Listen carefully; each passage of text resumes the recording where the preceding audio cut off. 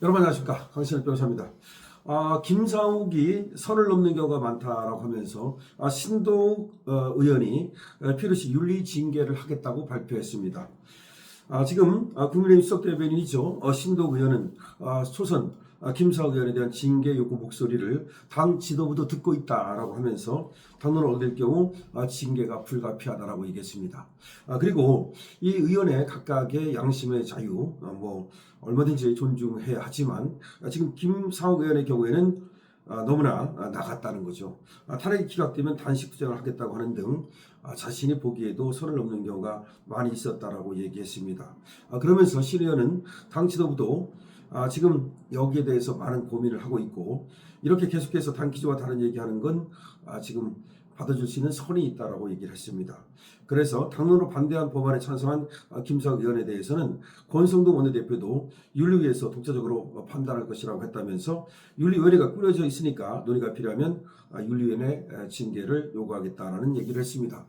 그러나 지금 나오는 거 보면은 당 지도부가 상당히 미온적이거든요. 그러니까 김상욱 의원에 대해서는 왜 그렇게 저자세를 취하는지, 만약 민주당 같았으면 말이죠, 이재명을 저렇게까지 공격을 했더라면 아마 살아남지 못했을 겁니다.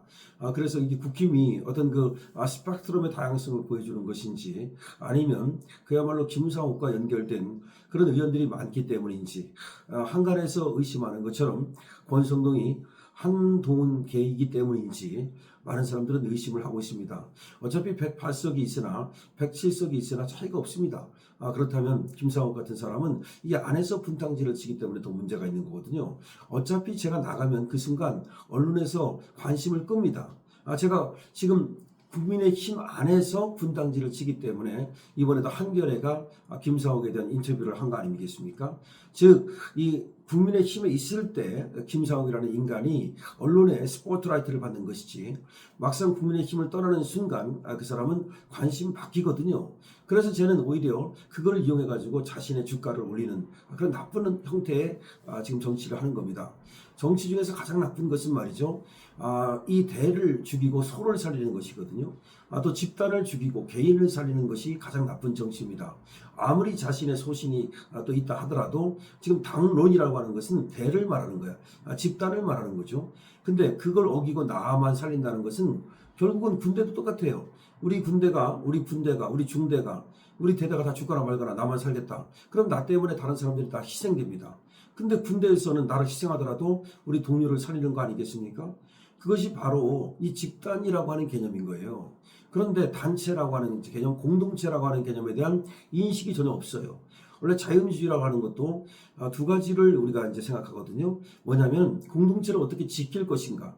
우리 공동체가 지켜져야만, 다시 말하면 우리 대한민국이 지켜져야만 이 안에 사는 우리의 딸과 우리의 엄마가 그야말로 저들의 유리로부터 보호되는 것이고, 이 공동체가 지켜져야만 우리 아빠와 우리 아들의 생명이 지켜지는 거예요.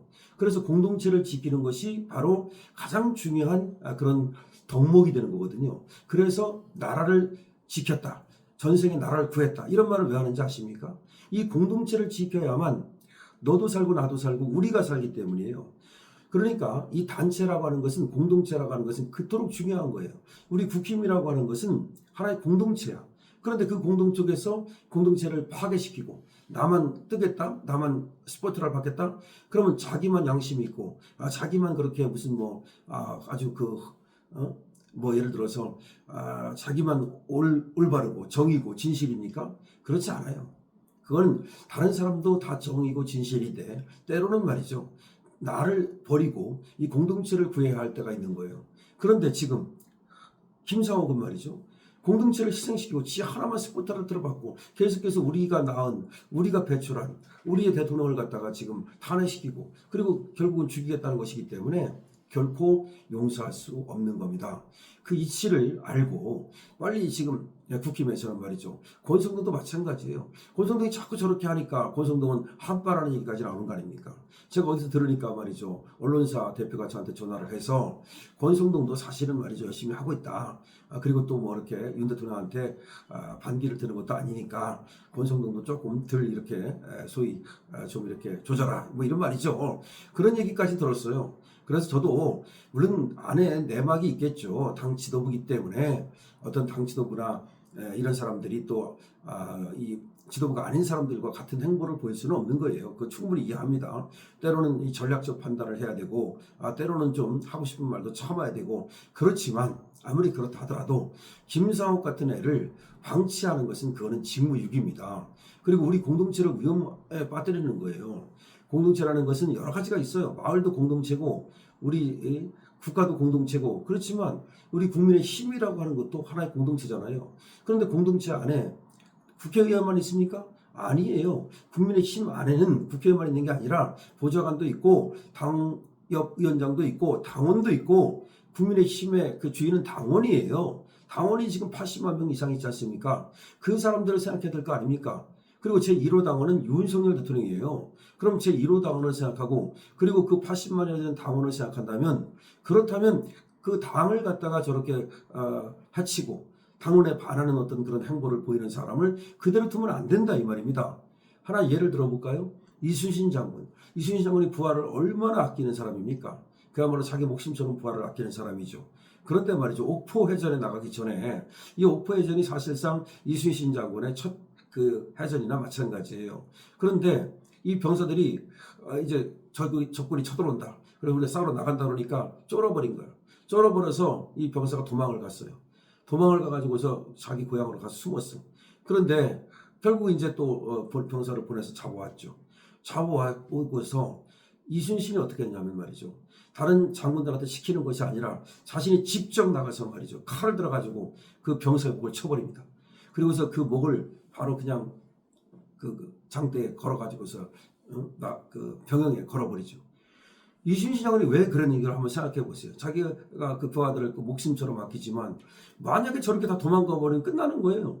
만약에 저렇게 도망가 버리면 지금 적군이 쳐들어온다고 해서 겁먹고 도망가 버리면 무슨 싸움을 하겠습니까? 그러니까 일벌백계를 하지 않으면 이 싸움을 이길 수가 없는 거야. 그래서 그냥 그 얼마나 겁이 났으면 도망을 갔겠습니까? 자기 어머니가 계시는 그 마을로 도망가가지고서 거기 있는 걸 잡아왔거든. 그래서 그 어머니는 또 자기 아들이 그렇게 희생당하면 얼마나 또 원망을 하겠습니까? 하지만 어쩔 수 없는 거예요. 장군이기 때문에 말이죠. 전체를 살리기 위해서, 나라를 구하기 위해서 한 사람을 희생시킬 수밖에 없는 거야. 그렇다고 해서 이순신 장군이 잘못했다고 말할 수 있습니까? 그것이 바로 장군이고 그것이 바로 지도자인 거예요. 그렇기 때문에 권성동도 마찬가지예요. 김상욱을 희생시켜야 되는 거야. 희생이 아니라 이러면 너무 당연한 거고 그야말로 저거는 뭐 역적이기 때문에 역적에 맞는 그런 어떤 대우를 해줘야 된다 이 말이죠. 언제까지나 저렇게 우리 국힘 안에서 분탕치는 것을 보고 있을 것입니까? 이것은 우리의 사기를 꺾는 것이고 우리를 분열시키는 것이고 그리고 우리를 결국 멸망에 이르게 하는 거예요. 지금 국힘이라고 하는 우리의 공동체를 지키기 위해서 바로 그렇게 일벌백계를 해야 된다는 점을 다시 한번 분명히 얘기를 합니다. 그리고 신동기가 이렇게 얘기한 김에 뭐 자꾸 김 빼지 말고 이번에 윤리의 징계를 해서 윤리의 원칙에 따라서 말이죠. 그렇게 제명을 하든지 이건 제명감이죠.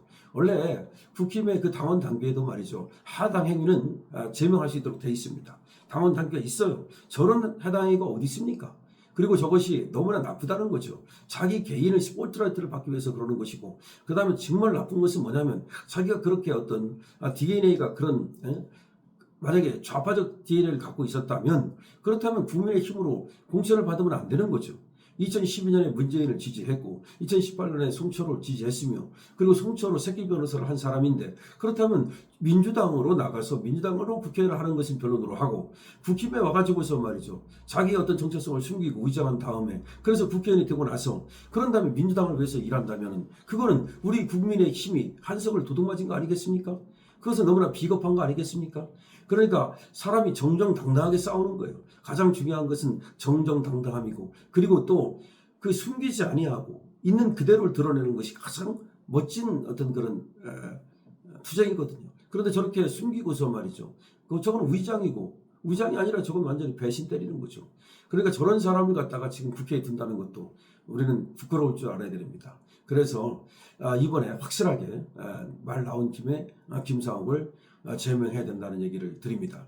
그리고 권성동과 권영세가 말이죠. 이 쌍권이라 해가지고 국민들로부터 우리 당원들로부터 많은 지탄을 받고 있는데요.